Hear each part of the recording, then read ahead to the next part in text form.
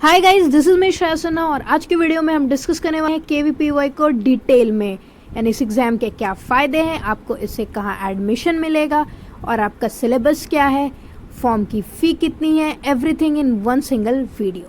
तो स्टार्ट करते हैं। सबसे पहले आपको बता दें कि इस वीडियो का क्या फ़ायदा है। आप नेट पर रिसर्च करेंगे उससे बेटर है कि आप 5 मिनट पे या 6 मिनट में पूरा केवीपीवाई का डिटेल देख सकते हैं। तो केवीपीवाई यानी किशोर वैज्ञानिक प्रोत्साहन योजना, जो कि 11th, 12th और 13th क्लास यानी कि ग्रेजुएशन फर्स्ट ईयर के बच्चे हैं जो प्योर साइंसेस लेकर पढ़ रहे हैं, उनके लिए काफ़ी इंपॉर्टेंट है। तो ये पिक्चर IISc बैंगलोर की, और बहुत से लोगों को शायद ये पता नहीं होगा कि केवीपीवाई के थ्रू ही IISc बैंगलोर में आपको एडमिशन मिलता है। और यही वजह है कि बहुत सारे स्टूडेंट्स JEE मेन में अच्छा करने के बाद भी एडमिशन नहीं लेते, क्योंकि उन्हें यहाँ पढ़ना होता है। अगर आप अपने कैरियर को एक साइंटिफिक अप्रोच देने चाहते हैं तो ये आपके लिए बेस्ट है। तो सबसे पहले केवीपीवाई एग्ज़ाम में 3 स्ट्रीम्स होते हैं। यानी अगर आप 11th में हैं तो आप देंगे, 12th में है तो SX, और अगर आप 13th क्लास में हैं तो आपके लिए SB यानी आप ग्रेजुएशन फर्स्ट ईयर में हैं। तो यानी ये एग्ज़ाम 3 बार होता है। अगर आपका मिस भी हो गया और आप अपने कॉलेज के फर्स्ट ईयर में हैं, लेकिन एक इम्पॉर्टेंट बात, आप साइंस की ही कोई डिग्री परस्यू कर रहे हैं, तो आप केवीपीवाई का एग्ज़ाम यानी 2020 वाला एग्ज़ाम आप दे सकते हैं। कैसे सिलेक्शन होता है, इसका बेसिकली 2 प्रोसीजर है, स्टेज 1 और स्टेज 2। तो जब हम देखेंगे तो स्टेज 1 में आपको एक एप्टीट्यूड टेस्ट देना पड़ता है और स्टेज 2 में पर्सनल इंटरव्यू। तो अगर जिसका भी सिलेक्शन एप्टीट्यूड टेस्ट में होता है वो पर्सनल इंटरव्यू दे सकते हैं। फिर आप देख सकते हैं कि एलिजिबिलिटी यानी कि ये टेस्ट हिंदी इंग्लिश में आप दे सकते हैं एप्टीट्यूड टेस्ट। उसके बाद साथ ही मैथ्स, फिजिक्स, केमिस्ट्री और बायोलॉजी, यानी आपको चारों सब्जेक्ट PCMB के साथ जाना होगा। या मतलब कि अगर आप मैथ्स के भी हैं तो अगर आपको अच्छा स्कोर करना है तो आपको बायो के क्वेश्चंस अटेम्प्ट करने होंगे। फिर हम देखते हैं कि इनके फ़ायदे क्या क्या। अगर आप केवीपीवाई का एग्ज़ाम क्वालिफाई करते हैं तो आपको इसके क्या बेनिफिट्स मिलेंगे। तो हाँ, 5000 मंथली का फेलोशिप मिलता है आपके ग्रेजुएशन के 3 साल में। साथ ही एक एनुअल फ़ायदा भी आपको मिलेगा जिसको बोलते हैं कंटीजेंसी ग्रांट 20,000 रुपीज़ का। ठीक है, मतलब अगर आप 3 साल आपके कॉलेज में 5000 मिलेगा, उसके बाद अगर आप MSc करेंगे तो आपको 7000 पर मंथ मिलेगा, और साथ ही 28,000 का एनुअल ग्रांट होगा। और साथ ही IISc और IIScR में एडमिशन का मौका आप पा सकते हैं। यही सबसे बड़ी वजह है कि बच्चे ये एग्ज़ाम प्रेफर करते हैं। तो चलिए देख लेते हैं एक बार इसको डिटेल में कि SX और SB के थ्रू 5000 का मंथली फेलोशिप आपको BSc करते के समय मिलेगा, और फिर जब आप MSc करेंगे तो आपको 7000 का मंथली फेलोशिप मिलेगा, और उसी तरह से 20 और 28,000 का एनुअल ग्रांट आपको मिलेगा। मतलब आप समझ लीजिए कि बेनिफिट्स बहुत हैं। तो बेनिफिट्स के साथ एग्ज़ाम थोड़ा टफ भी है आपके मेरिट के हिसाब से। अगर आप में रियली टैलेंट है तो आप एग्ज़ाम ज़रूर क्वालिफाई करेंगे।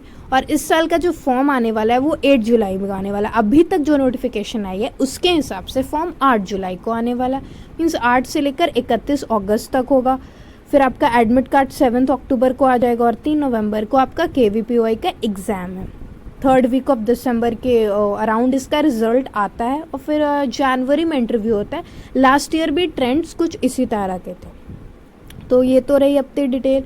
उसी के साथ मीडियम ऑफ एग्ज़ाम जहाँ तक इंग्लिश ओनली का है, तो इस ईयर जो है कि मीडियम ऑफ एग्ज़ाम आपका इंग्लिश ही रहेगा, और आपका कंप्यूटर बेस्ड रहेगा। और आप ये सीट्स देख सकते हैं, आपका SA 75 का सीट्स का होगा, SB 66, और साथ ही SX 144 सीट्स का होगा। ये लेटेस्ट डिटेल है जो कि सारे साइट्स पे अवेलेबल है।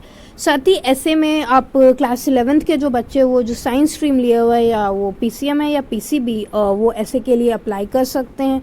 और आपको कम से कम मतलब क्लास 10th में आपके 75% आना चाहिए, जनरल कैंडिडेट है। और इनकेस आपका SC ST या PWD कैटेगरी है तो आपके लिए 65% एक मिनिमम रिक्वायरमेंट है आपका SA का एग्ज़ाम देने के लिए। तो ये तो रहा SA। साथ ही हमारा 2 SX और SB भी है। उसी तरह अब हम डिस्कस करेंगे कि SB में क्या क्या क्वालिफिकेशन चाहिए और SX में। तो SX का देख लेते हैं। मतलब जो बच्चे 12th में हैं उनके लिए होता है SX का एग्ज़ाम, और इसी में आपको कम से कम आपके 60% आने चाहिए आपके मैथमेटिक्स और साइंस सब्जेक्ट्स में। मतलब एक मिनिमम क्वालिफिकेशन है, इससे ऊपर चलेगा पर इससे कम नहीं होना चाहिए। और अब अगर आप IISc के लिए अप्लाई कर रहे हैं तो ये तो इम्पॉर्टेंट है। और एक और ऑप्शन है कि आपके 10th में कम से कम 75% होने चाहिए, और वही सेम क्राइटेरिया अगर आप PWD और SC/ST से हैं तो 65%। उसी तरह से SB यानी ये उन बच्चों के लिए है जो अभी अपने कॉलेज के फर्स्ट ईयर में है और कोई भी अंडर ग्रेजुएट प्रोग्राम या वो BSc हो या स्टैटिक्स का कर रहे हो तो वो कर सकते हैं अप्लाई। और इसमें भी कम से कम 60% एक आपका जो 10+ एग्जाम है उसके अब में आपके 60% मार्क्स आने चाहिए। तो ये रही SB की बात। तो तीनों एग्ज़ाम का आपने देख लिया कि क्या क्या क्राइटेरिया चाहिए, आप किस किस के थ्रू अप्लाई कर सकते हैं। इसी तरह बहुत सारे डिटेल्स हैं, जैसे कि आपके एप्लीकेशन फॉर्म वो हम डिस्कस करने जा रहे हैं। जैसे आपका इस ईयर यानी 2020 का जो फ़ी है वो 1000 रुपीज़ है जनरल कैटेगरी की, और अगर आप SC ST या PWD कैटेगरी से बिलोंग करते हैं तो आपका जो फॉर्म का फ़ी 500 होगा, यानी जनरल के लिए 1000 और ये 500 rupees for SC ST candidate. और ये जो पिक्चर है ये हमारी बेंगलोर की ISC की बहुत अच्छा बैकग्राउंड है, उसकी बिल्डिंग है। So all the best, very best for your exams.